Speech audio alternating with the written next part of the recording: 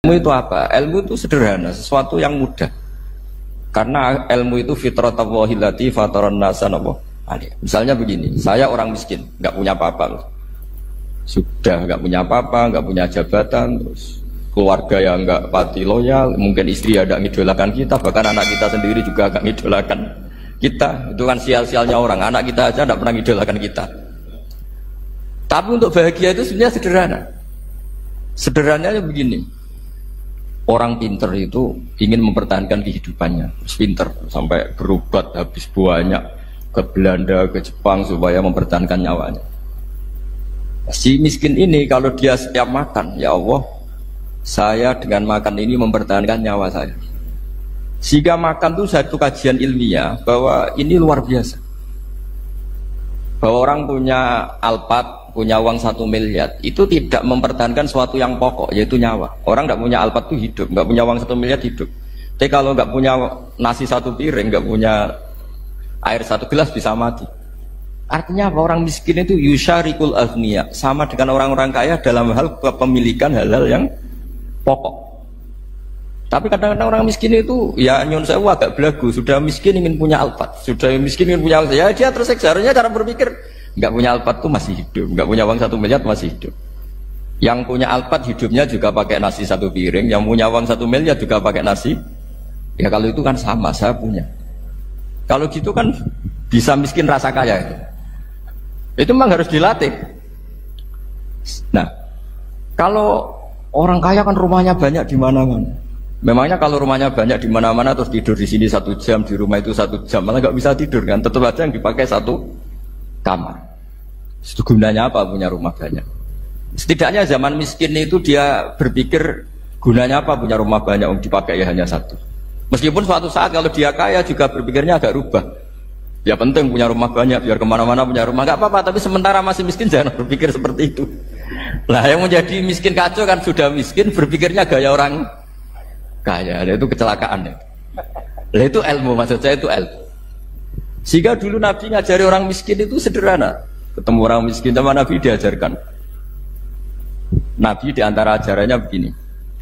Ada seseorang man asbaha, orang yang setiap harinya mu'afan fi jasadi, dia sehat, aminan fi sirbi, negara dalam keadaan aman, tidak dalam ancaman. Indahu qutu yaumi, dia hari itu punya makan. Faka'an nama khizat lahu dunya bihadafiriha, berarti dia sudah punya dunia dan seisinya. Karena polanya sama. Buat Presiden Amerika itu yang untuk mempertahankan nyawanya ya makan pokok dan minuman pokok, bukan jabatannya sebagai presiden atau punya uang triliunan. Orang paling kaya di Indonesia juga gitu, untuk mempertahankan hidupnya juga dengan makanan pokok. Dan itu orang miskin punya. Kehidupan paling top itu apa? Ya kehidupan yang mempertahankan nyawa itu yang paling top, lainnya itu enggak. Karena mempertahankan nyawa ini super penting dan orang miskin bisa. Nah, saya berharap ilmu seperti inilah menjadikan dulu itu kuat ketika melawan Belanda.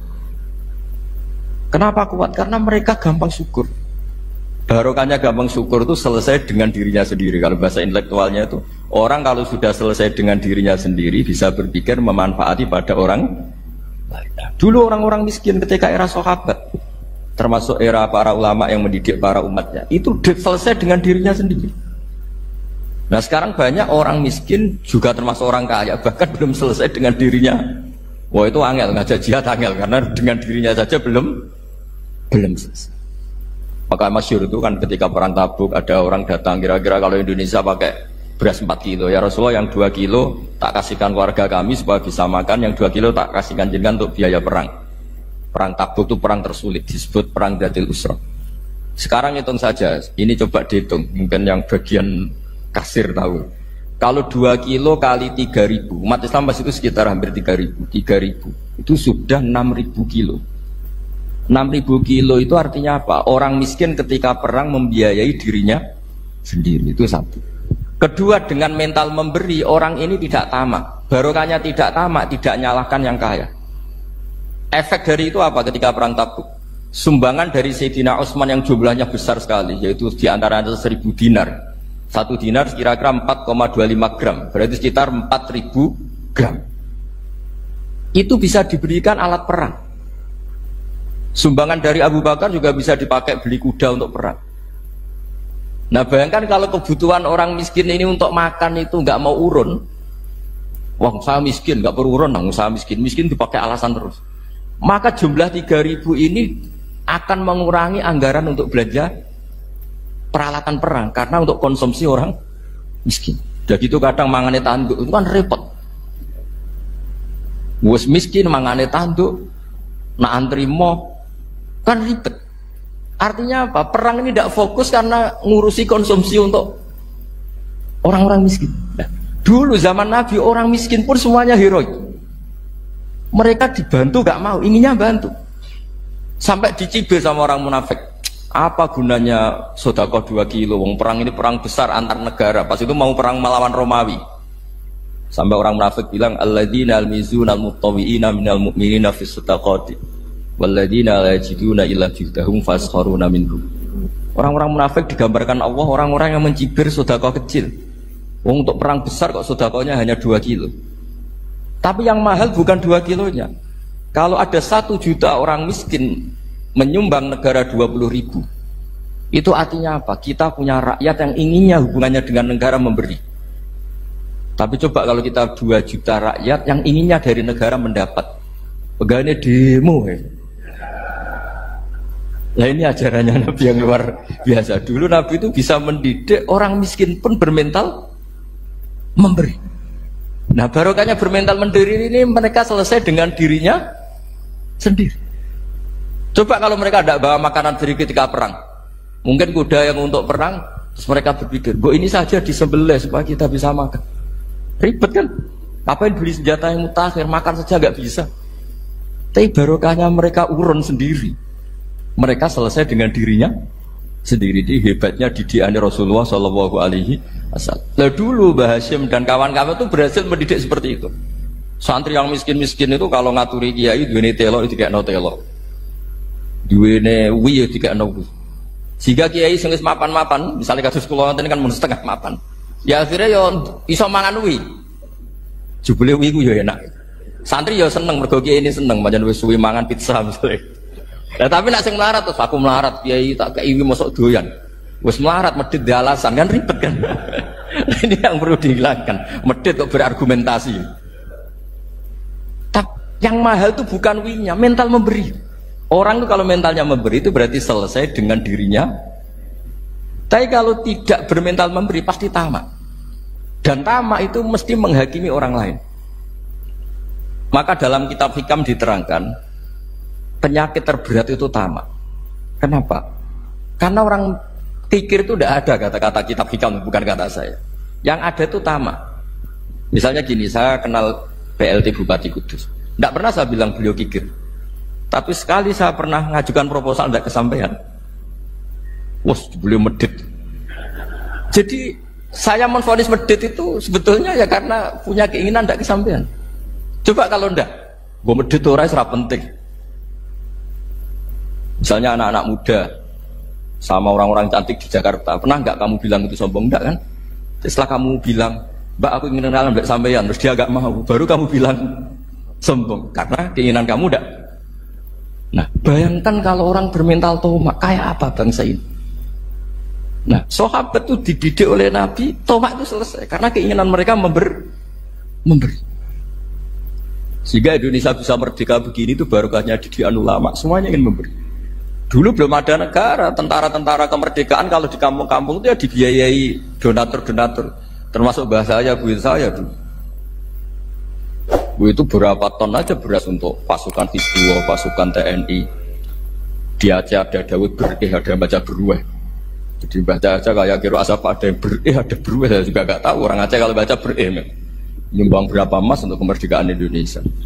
Yang Kesultanan Jogja Legowo, Jogja tidak lagi negara tapi diberikan bagian dari Indonesia dan seterusnya. Nah, jadi semua ini barokahnya didikan Rasulullah SAW yang diteruskan para ulamanya bahwa nomor 1 didik masyarakat itu bermental memberi. Dengan bermental memberi apapun kecilnya ini selesai dengan dirinya sendiri. Itu kalau sampean nggak punya mental memberi, nanti pulang dari Pemda, sok acara di kabupaten berkat ini ribet itu. Awas itu, bar ngaji langsung lali berarti sampean. Sudah kalau nggak urun ini sudah luar biasa, nggak urun untuk berkat itu sudah luar biasa. Jadi itu yang makanya Nabi itu Quran dimulai wa mimma razaqnahum yunfikun. Quran mengajarkan bermental memberi yunfikun. Nabi berkali-kali ngulang al yadul ulya khairum al yadis sufla. Dan memberi itu tidak harus nunggu kaya. Gambarannya Quran tentang orang baik itu gimana? Alladzina yunfikuna fis sarra wa dharra. Bukan fis sarra saja, ketika wa dharra juga. Saya pernah guyon sama orang kaya di Jakarta. Dia uangnya miliaran, mungkin malah triliunan. Guyon sama saya, Gus saya ini sudah sekian bangun masjid di mana-mana. Saya ini berarti hebat. Enggak kata saya. Enggak ada masjid agama tetap jalan kata. Karena di kampung-kampung sudah banyak masjid kata. Masih keren tukang becak kata. Kok bisa Gus? Sampai nyumbang masjid 1 miliar, itu masjid apa kata saya? Ya masjid-masjid besar. Nah itu paling dipakai kubah atau menara atau apalah yang tidak mendesak.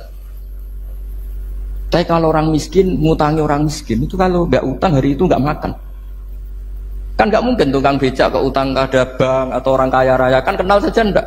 Mesti orang miskin utangnya sama orang miskin. Saya kalau orang kaya utang Habibidin mesti mau beli Innova karena level orang elit, jadi utangnya itu beli Innova, aksesoris Innova seri terbaru. Tapi kalau orang miskin sama orang miskin utangnya itu beras untuk nyawa. Artinya apa? Kalau saya diutangi Habibidin untuk beli Innova itu ganjarannya itu sekunder. Tapi kalau sesama orang miskin itu ganjarannya primer. Keren mana? Hutang-hutangannya orang miskin sama orang kaya. Satu menyelamatkan nyawa, satu menyelamatkan citra. Dia baru sadar tuh, ternyata orang miskin lebih hebat ketimbang saya, lebih hebat, tapi tidak usah ditiru kata saya. Cuma dia menjadi tidak sombong sekian miliar yang disumbangkan ke masjid karena dia menjadi tahu ternyata itu tidak banget. Nah kecuali masjid-masjid yang kamu nyumbang memang masjid perintis di daerah-daerah yang belum ada masjid. Kalau masjid-masjid besar itu kan kadang kebutuhannya sudah selera, bukan pokok. Nah saya ini cerita ya, jadi supaya orang tahu lah. Zaman Nabi itu orang sudah selesai semua dengan dirinya sendiri. Jadi maksud saya Islam nggak apa-apa tanpa masjid itu masjid yang sudah sifatnya selera. Indonesia kan masjid sudah sifatnya selera semua. Yang dikatakan masjid pokok kan yang dipakai sholat bisa, dipakai alat sesuci bisa. Tapi kalau sudah selera ya pondasinya harus begini, lampunya harus dari kristal, terus kubahnya itu sudah selera. Nah rata-rata sumbangan yang miliatan itu kan sudah ke selera. Sementara orang miskin utang-utangan sama orang miskin untuk menyelamatkan apa coba? Nyawa. Artinya para orang miskin jangan kecil hati, wah saya sedekah hanya 2 kilo, tapi 2 kilo nyawa. Dan itu pahalanya luar. Nah ini ilmu saja. Nah dia itu berhasil seperti itu sehingga orang-orang miskin dulu tuh ngrumat tentara itu ya nganggo wi, nganggo telo, bahkan ada yang pakai apa itu Pak apa itu pisang itu arasnya pisang itu. Gronggolnya pisang sudah dipakai saja Pak tentara. Tentara di mana-mana bisa makan. Coba kalau yang ngamal yang kaya itu tidak cukup. Tapi barokahnya yang miskin juga ikut ngamal itu cukup karena yang miskin itu mayoritas. Jadi didukung kaum miskin pasti menang lah kan kira-kira gitu. Karena di mana-mana orang miskin itu banyak. Menemukan orang kaya itu nyari data. Kalau menemukan orang miskin seketemunya pasti ketemu. Dan orang miskin ini dididik ulama untuk berkontribusi. Sehingga banyak tentara yang ketika dicari Belanda pura-pura jadi petani. Ini juga yang menyelamatkan orang miskin. Nah, ulama dulu tuh orang paling sukses mensuasanakan seperti itu. Nah, itu yang diceritakan di perang Tabuk. Mimpa di maka tayazihu qulubu fariqin minhum. Jadi perang Tabuk itu perang di antara yang paling diceritakan Allah berkali-kali apa? Ya Rasulullah tadi malam saya buruh dan ini dapat 2 sok ya kira-kira berapa kilo. Yang separuh untuk keluarga kami, yang separuh saya sumbangkan ke jenengan. Lu coba perang antar negara hanya menyumbang 2 kilo beras, bayangkan. Tapi nilainya bukan 2 kilo. Kalau 2 juta rakyat Indonesia nyumbang 2 beras, artinya hubungannya dengan negara hubungan ingin memberi. Dan barokahnya hubungan ingin memberi, ora pati kecangkeman tomak, ora pati kakean menuntut. Ini yang mahal itu yang gak ternilai itu. Dan itu menjadi kekuatan yang luar biasa sehingga umat Islam bisa mengalahkan pasukan Romawi.